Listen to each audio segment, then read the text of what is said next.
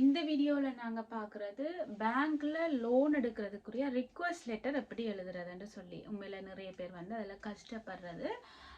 எப்படி எழுதுறதுன்ற மாதிரி ஈவன் எல்லா இடத்துலையுமே லோன் எடுக்கிற தேவைன்னு சொன்னா ஒரு ரிக்வெஸ்ட் லெட்டர் எழுதணும். அந்த ஃபார்மேட் நான் இதுல இன்னைக்கு விளங்கப்படுத்துறேன். நீங்கள் அதை பார்த்துட்டு நீங்கள் உங்களோட டேட்டாஸ்களை மாற்றி நீங்கள் எழுதலாம். ஒவ்வொரு ரிக்வெஸ்ட் லெட்டருமே கிட்டத்தட்ட இப்படித்தான் இருக்கும்.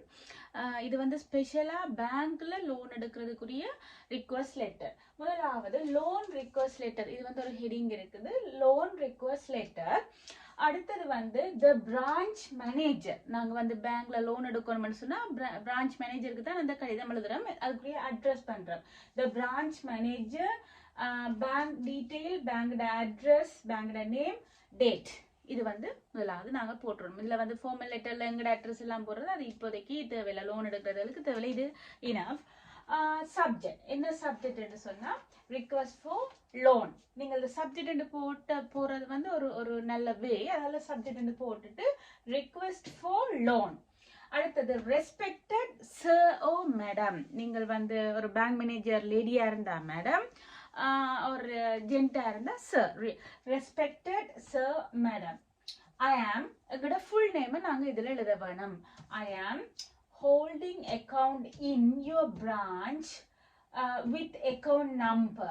இதுல வந்து எங்கட அக்கௌண்ட் நம்பரை போட வரும். நான் வந்து என் பேர் இது, உங்களோட பிராஞ்சில் வந்து எனக்கு ஒரு அக்கௌண்ட் இருக்குது, இதுதான் என் அக்கௌண்ட் நம்பர் என்ற மாதிரி தான் இந்த முதலாவது வரும். அடுத்த பெறாவில் வருது, I am writing this letter to request a personal loan of amount.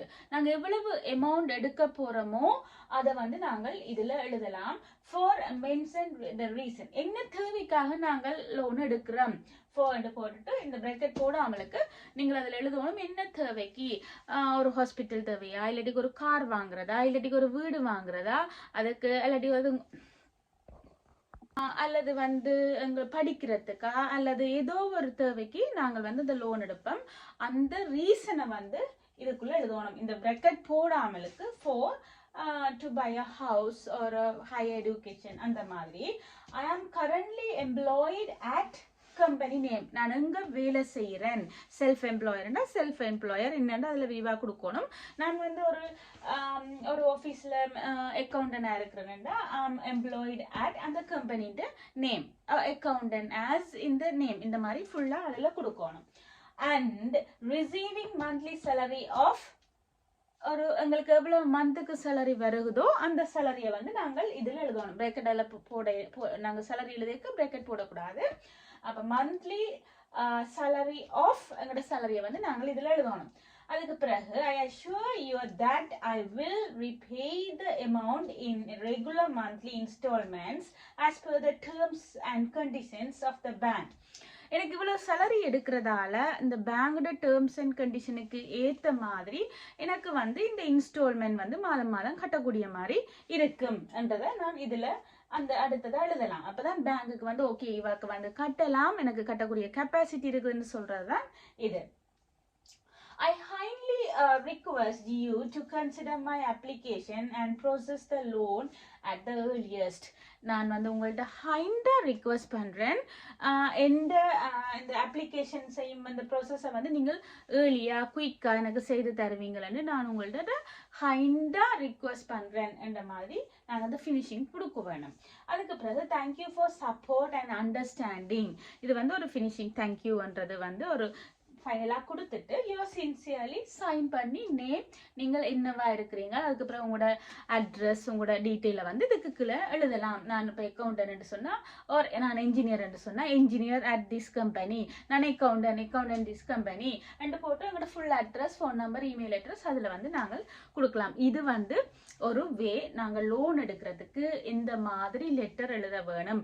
Even இது லெட்டர் எழுதி கொடுக்கறது அல்லது இமெயில் அனுப்புறதுண்டா கூட நாங்கள் வந்து இமெயிலில் டிரெக்டாக அனுப்புறதும் இப்படி டைப் பண்ணி அனுப்பலாம். ஆனால் நாங்கள் வேர்டில் டைப் பண்ணி போட்டு அட்டாச் பண்ணி அனுப்புறது ஒரு ப்ராப்பர் வேயாக இருக்கும்.